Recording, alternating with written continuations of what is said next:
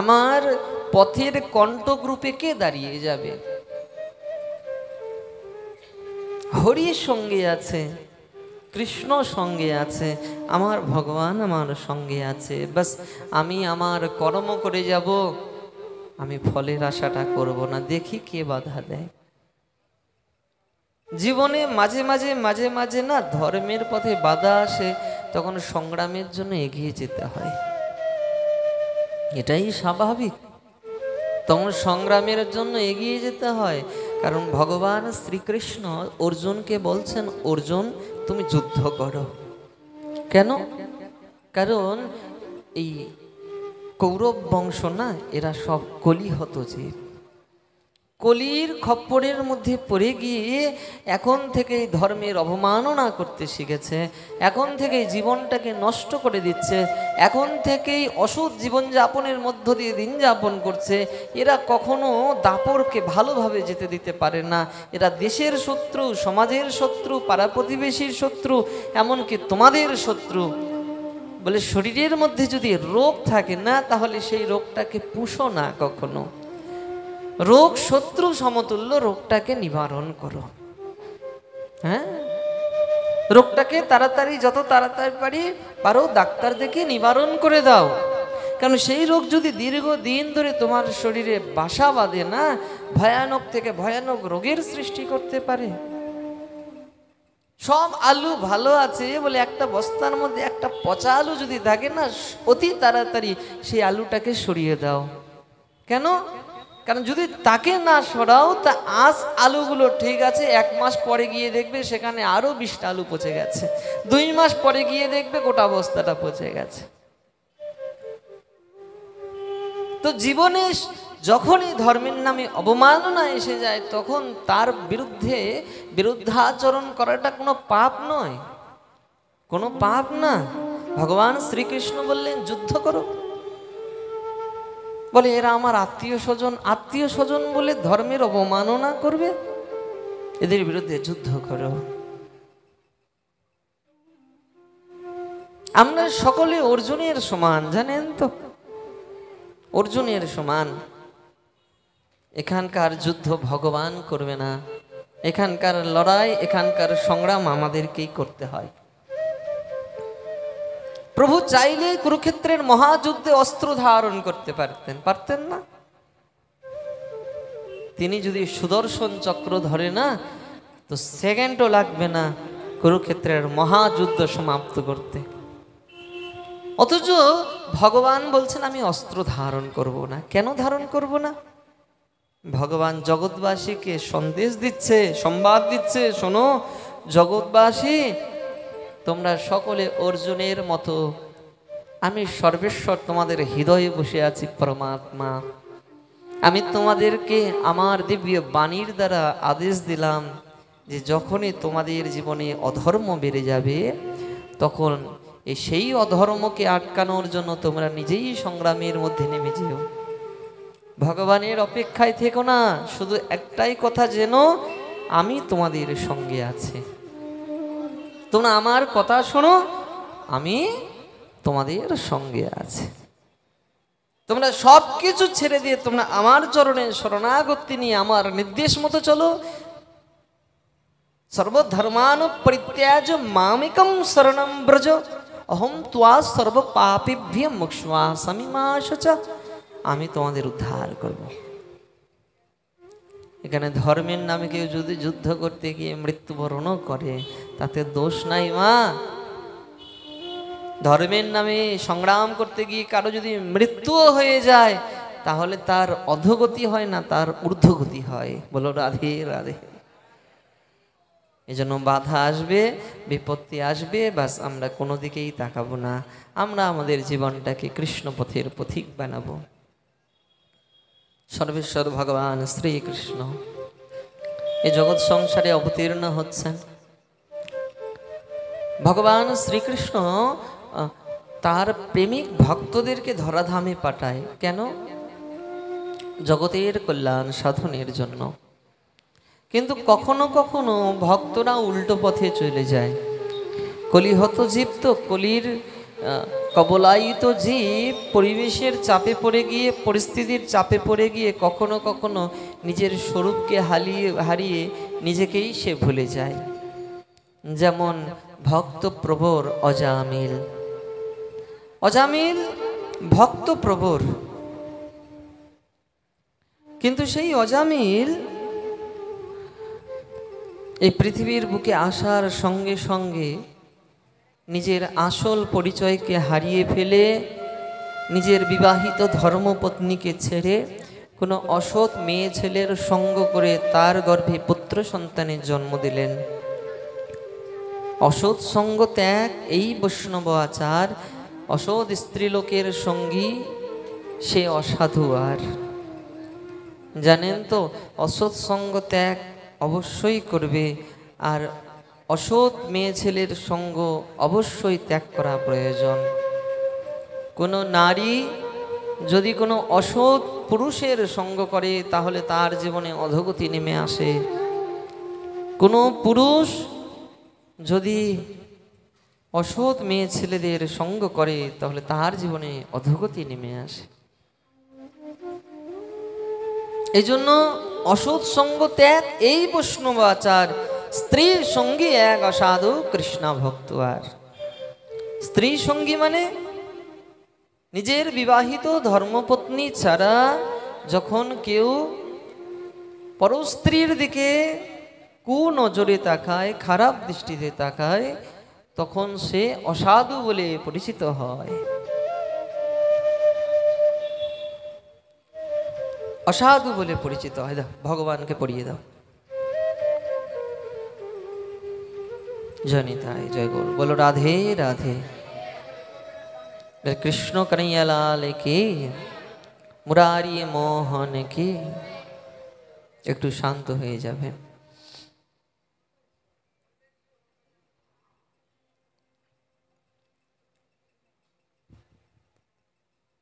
মহাপ্রভুর প্রিয় পরিকর বৃন্দ, তার মধ্যে এক শ্রেষ্ঠ পরিকরের নাম ছিলেন হরিদাসজি।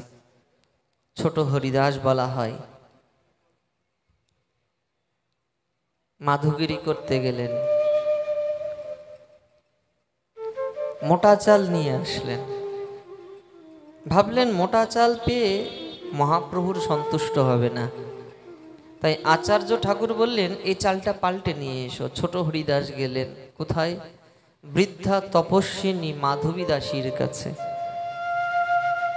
মাধবী দাসী বৃদ্ধা, 60 বৎসরের বৃদ্ধা তপস্বিনী। তার কাছে গিয়ে চাল পাল্টে নিয়ে আসলেন।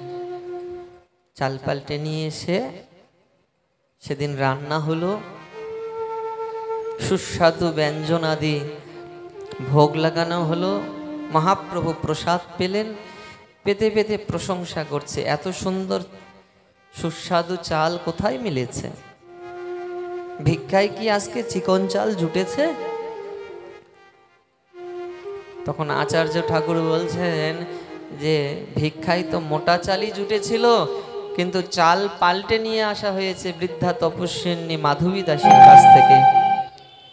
মাধবী দাসীর কাছ থেকে চাল পাল্টে নিয়ে এসছে। কে নিতে গিয়েছিল? বলে আমাদের ছোট হরিদাস। মহাপ্রভু খেতে খেতে কিছু বললেন না। যখন গম্ভীরার কুঠিয়ায় প্রবেশ করতে গেলেন না, তখন দরজাটা বন্ধ করার আগে বললেন যে কাল থেকে ছোট হরিদাস যেন তার মুখটা আমাকে না দেখাতে আসে। কেন? সকলের মাথার মধ্যে যেন বজ্রাঘাত পড়ে গেল। প্রভু আপনি এরকম কথা কেন বলছেন? আপনারই ভক্ত হয়। বলে বৈরাগী হইয়া করে প্রকৃতি সম্ভাষণ, দেখিতে না পারু আমি তাহারও বদন। বৈরাগী হয়েছে অথচ প্রকৃতি মেয়ে ছেলের মুখ দর্শন করবার লালসা যায় নাই, বলে তার মুখ কখনো আমি দেখতে পারি না। এমন কঠোর বাক্য বলে দিলেন। ছোট হরিদাস তার মাথার মধ্যে যেন বজ্রাঘাত এসে পড়ল। ক্ষমা চাইলেন, প্রভু ক্ষমা করলেন না। ভক্তরা বললেন ছোট হরিদাস, মহাপ্রভু রুষ্ট হয়েছে, তুমি অপেক্ষা করো। দোষ কি? কোনো দোষ করেছে কি? মাধবী দাসীর কাছ থেকে গিয়ে শুধু চালটা পাল্টে নিয়ে এসেছে। বলে মাধবী দাসী তো বৃদ্ধ। বলে বৃদ্ধ হোক, কিন্তু ছোট হরিদাসের মনের মধ্যে লালসা ছিল যে আমি তার কাছে যাব, দুটো খোশ মেজাজ গল্প করব, তারপর আসবো। বৈরাগ্য ধর্ম গ্রহণ করবার পর যে ব্যক্তি কোনো অসৎ সঙ্গের মধ্যে লিপ্ত হয়ে যায়, কোনো অসৎ গল্প করতে, খোঁজ মেজাজ করতে ব্যস্ত হয়ে যায়, মহাপ্রভু তার দিকে কখনো ফিরেও তাকায় না। প্রভুর কৃপা শক্তি সেখান থেকে চিরকালের মতো বঞ্চিত হয়ে যায়। বৈরাগী হইয়া করে প্রকৃতি সম্ভাষণ, দেখিতে না পারো আমি তাহারও বদন, আমি কখনো তার মুখ দেখব না।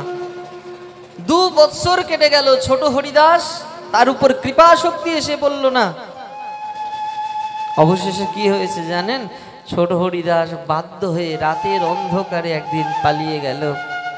কাঁদতে কাঁদতে কাঁদতে কাঁদতে কাঁদতে কাঁদতে চলে গেল প্রয়াগ ক্ষেত্রে। সেখানে গিয়ে প্রয়াগে মহাসমুদ্রের বুকে, মহাগঙ্গার বুকে ঝাঁপিয়ে পড়ে আত্মহত্যা করলেন। আত্মহত্যা করে বসলেন। মহাপ্রভু একদিন সমুদ্রের মধ্যে স্নান করতে গেছে, দূর থেকে একটা দিব্য মধুর কণ্ঠে কে যেন কীর্তন করে শোনাচ্ছে। ছোট হরিদাস কীর্তনিয়া ছিলেন, খুব সুন্দর কীর্তন করতেন, মহাপ্রভুকে কীর্তন শোনাতেন সব সময়। দূর থেকে কীর্তনের শব্দ, ভক্তরা বলছেন প্রভু এ তো ছোট হরিদাসের গলা। বলে হ্যাঁ, ছোট হরিদাসের গলা। জানো তো আমার কৃপা পায় নাই, তাই প্রয়াগ ক্ষেত্রে গিয়ে আত্মহত্যা করেছে। আত্মহত্যা করে এখন সশরীরে তো আমাকে সন্তুষ্ট করতে পারলো না, তাই শরীর সমাপ্ত করে দিয়ে এখন আত্মা শরীরে এসে সমুদ্রের বক্ষ থেকে আমাকে হরিনাম শ্রবণ করাচ্ছে। হ্যাঁ, সমুদ্র বক্ষে এসে আমাকে হরিনাম শ্রবণ করাচ্ছে। এজন্য মা, অসৎ বস্তু অবশ্যই পরিত্যাগ করতে হয়। কোন মা নিজের স্বামী থাকবার পরেও যদি অসৎ পুরুষের দিকে কুনজরে তাকায়, তার জীবনটা নষ্ট হয়ে যায়। সে সতীত্ব ধর্ম থেকে সেই দিনেই নষ্ট হয়ে যায়। কোনো পুরুষ যদি তার স্ত্রী ব্যতীত অন্য কোনো মেয়ে ছেলের দিকে খারাপ নজরের দিকে তাকায়, তাহলে সেই পুরুষ ভগবত কৃপা থেকে চিরকালের মতো নিচে পড়ে যায়। বলো রাধে রাধে। এই জন্য অসৎ সঙ্গ অবশ্যই ত্যাগ। অজামিল বুঝতে পারে নাই, নিজের বিবাহিত পত্নী থাকবার পরেও অসৎ সঙ্গ করলেন, আর সেই অসৎ সঙ্গের প্রভাবে কি হলেন জানেন? তার গর্ভের মধ্যে এক সন্তানের জন্ম দিলেন। সেই কুলোটা স্ত্রীলোকের গর্ভে যখন সন্তান জন্ম দিলেন, সন্তানটা জন্ম নেওয়ার সঙ্গে সঙ্গে অজামিলের খুব আনন্দ। অজামিল ছিলেন ব্রাহ্মণ ঘরের সন্তান, পবিত্র ব্রাহ্মণ। তার বাপ ঠাকুর দ্বারা সকলে পরম ভক্ত, অথচ সেই বংশের সন্তান আজ কুলোটাই পরিপূর্ণ হয়েছে। বংশের একটা প্রভাব আছে তো, বংশের কৃপা বড় দিব্য কৃপা, জানেন তো? কোনো মহানুভব বংশের গৃহে জন্মগ্রহণ করাকে উত্তম কেন বলা হয়? যেখানে মহান বৈষ্ণবের গৃহে ব্যক্তি কুকুর হবার জন্য লালসা প্রকাশ করে, সেখানে যদি কেউ সন্তান রূপে জন্মগ্রহণ করে, এও অহু সৌভাগ্য। অজামিলের বংশটা ভালো ছিল, আর পূর্ব জন্মের সুকৃতি ছিল, তাই তাদের বাড়িতে এক সাধু আসলেন, দেবর্ষি নারদ। এসে বললেন, অজামিল, তোমার ছোট্ট শিশুর নাম আজ থেকে নারায়ণ। তুমি তোমার এই বাচ্চাটাকে নারায়ণ নারায়ণ বলে ডেকো। তাই অনবরত মুখের মধ্যে নারায়ণ নারায়ণ নারায়ণ। ভগবান নারায়ণকে ডাকতেন না, নিজের সন্তান নারায়ণকে ডাকতেন। নারায়ণ এসো খেতে হবে বাবা, নারায়ণ চলো পড়তে হবে, নারায়ণ চলো খেলতে হবে, নারায়ণ নারায়ণ অনবরত নারায়ণ করে ডাকতেন। ভগবান নারায়ণকে ডাকতেন না, ডাকতেন কাকে? নিজের ছেলে নারায়ণকে। দেখতে দেখতে সময় চলে যায়, দিন যায়, ক্ষণ যায়, সময় কাহুক নাহি ধায়, জীবন যেন পদ্ম পাতার নীর, তাই না? সময়ের সঙ্গে সঙ্গে আমরা বৃদ্ধ হই, বার্ধক্যে শরীরের রূপ লাবণ্য নষ্ট হয়ে যায়, শরীর বিছানাগত অবস্থায় পড়ে থাকে, মৃত্যু এসে হাতছানি দেয়। অজামিলের জীবনে তাই ঘটল। অজামিল মৃত্যুর কোলের মধ্যে পড়ে আছে, বৃদ্ধ অবস্থা। তার ছেলেটা পাশেই খেলা করছিলেন। অজামিল ছেলের দিকে তাকিয়ে আছে আর মনে মনে ভাবছে, ছেলেটা আমার কত আদরে। জানেন তো, একটা বস্তু কাউকে বলে আসে না, সেটা হলো মৃত্যু। মৃত্যু কাউকে কোনোদিন বলে আসবে না যে ভাই কালকে আমি আসব। মৃত্যুর জন্মবত্তাম্বির দেহন সহ জায়তে অদ্য বাবদ্য শতান্তে মৃত্যু বই প্রাণীনাম ধ্রুব।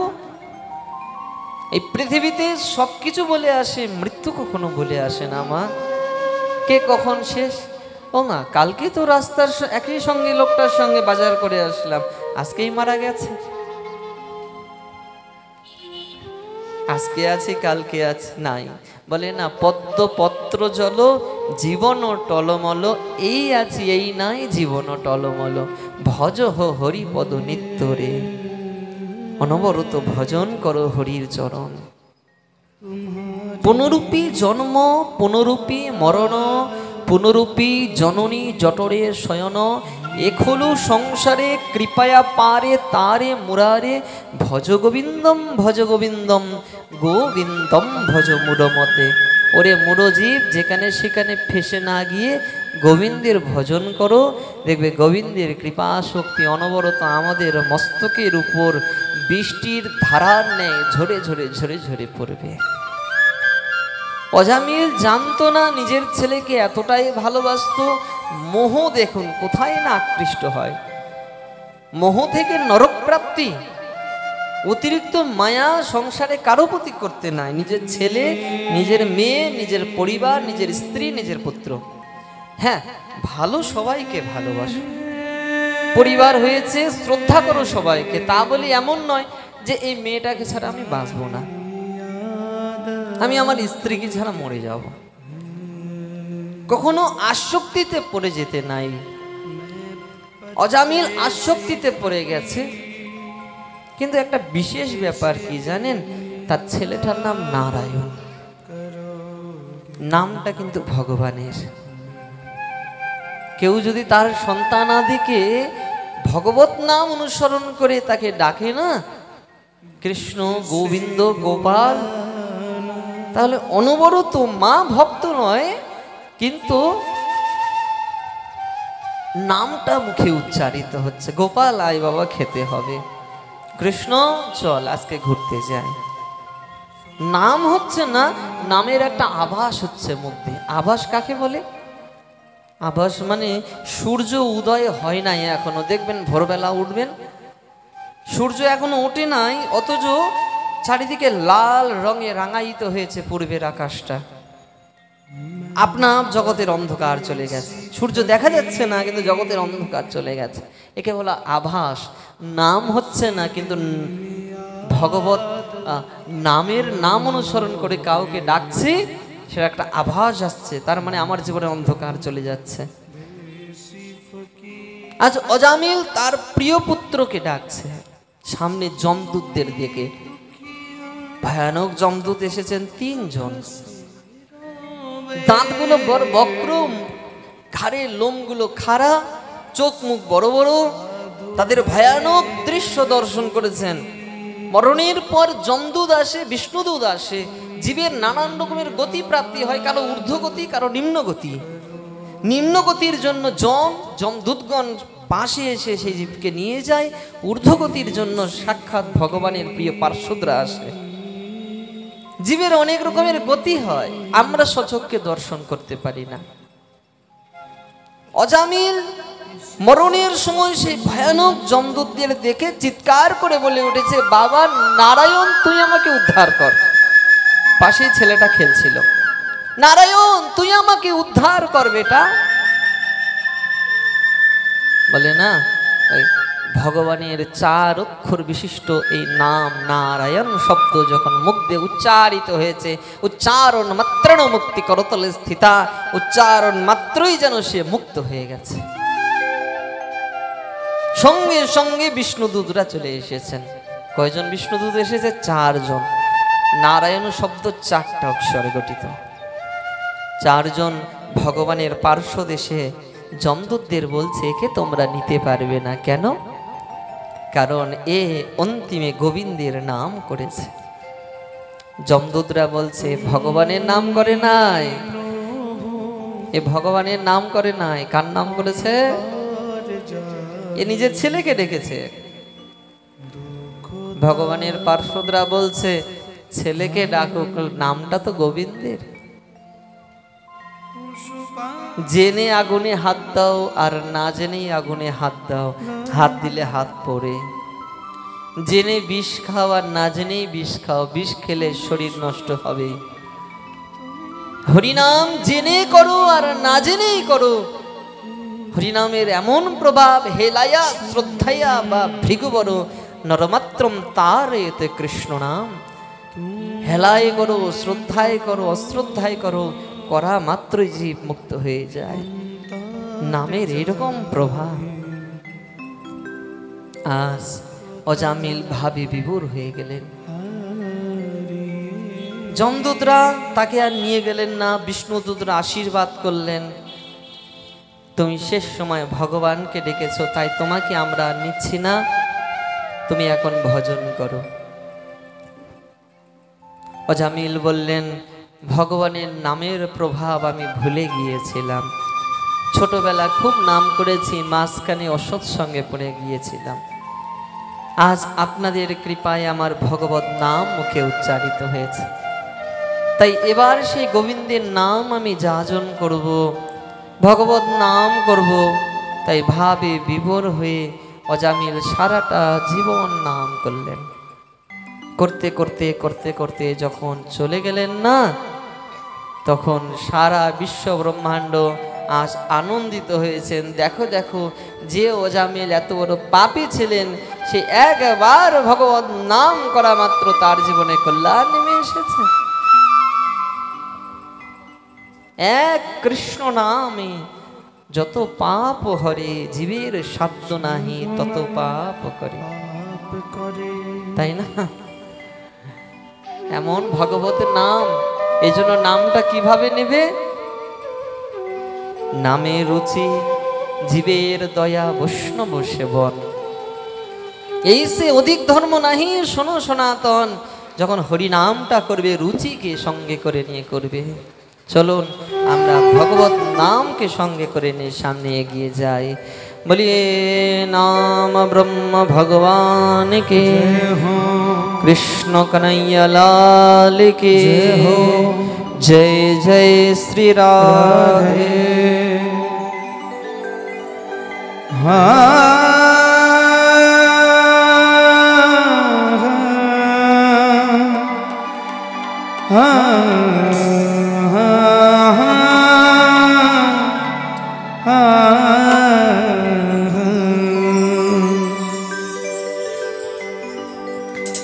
তুমি প্রভু অন্তর জামি,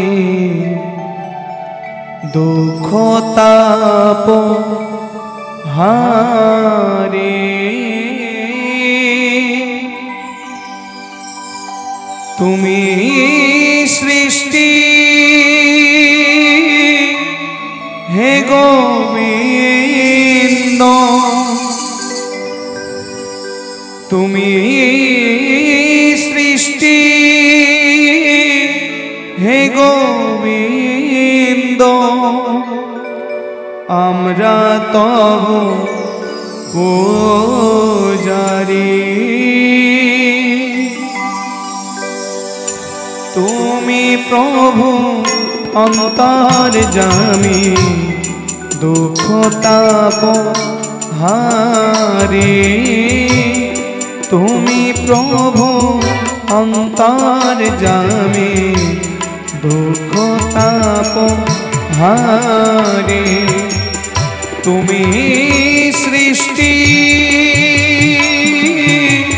হে গোবিন্দ ওহে দয়া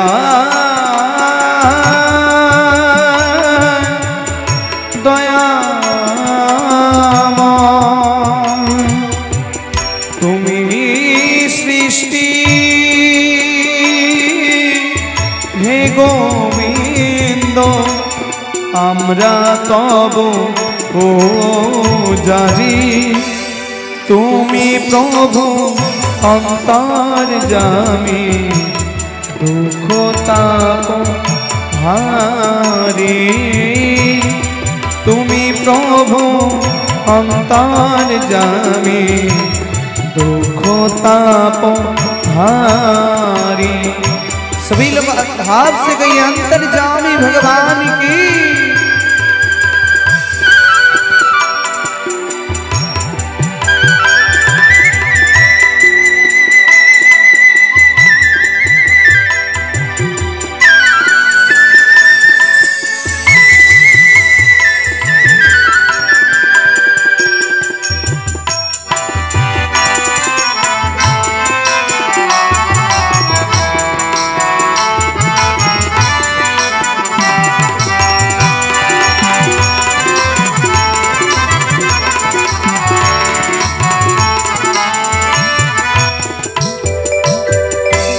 পশু পাখি মানব জাতি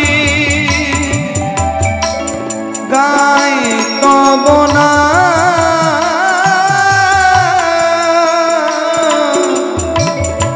তুমি সৃষ্টি তুমি মুক্তি হে ঘনশ্যাম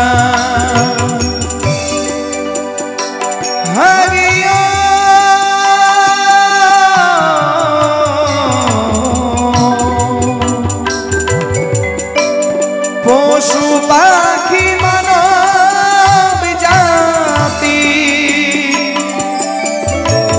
গায় তব না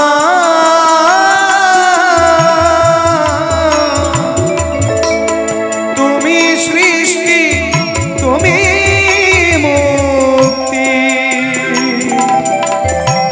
হে ঘনশ্যাম সঙ্গে করি রাই কিশোরী দর্শন দাও হে হরি তুমি প্রভু অন্তর জামি দুঃখ তাপ হারি। এই অন্তর্যামী ভগবান की।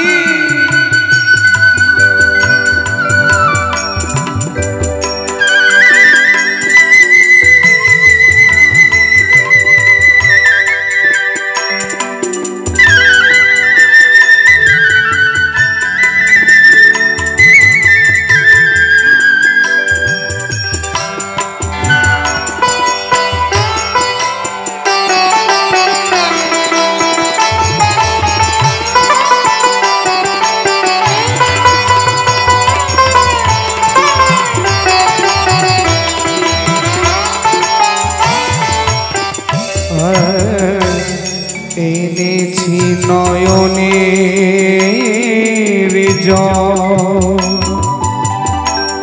ধোয়াতে চরণ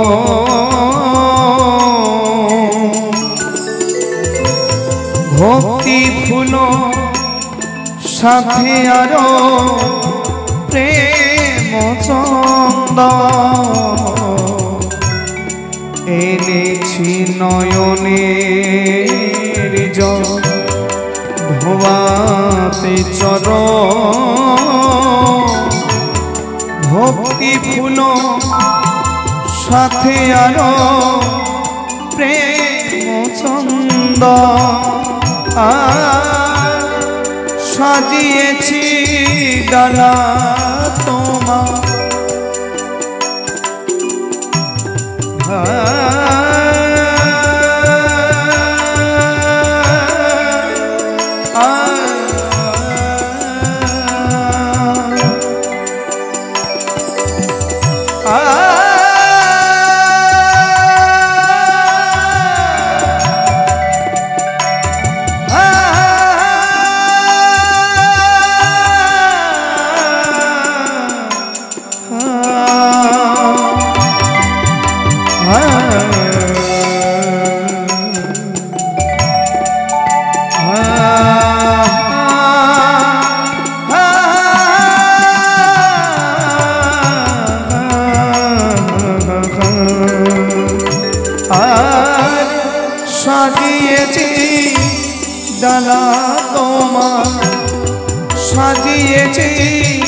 ডালা তোমার ওহে গিরিধারী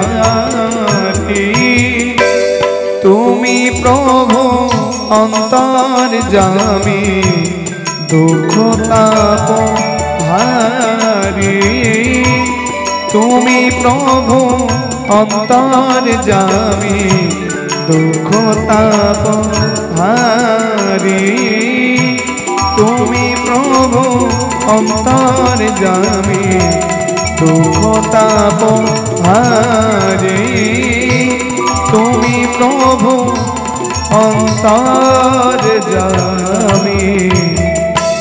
দুঃখ তাপ হারি।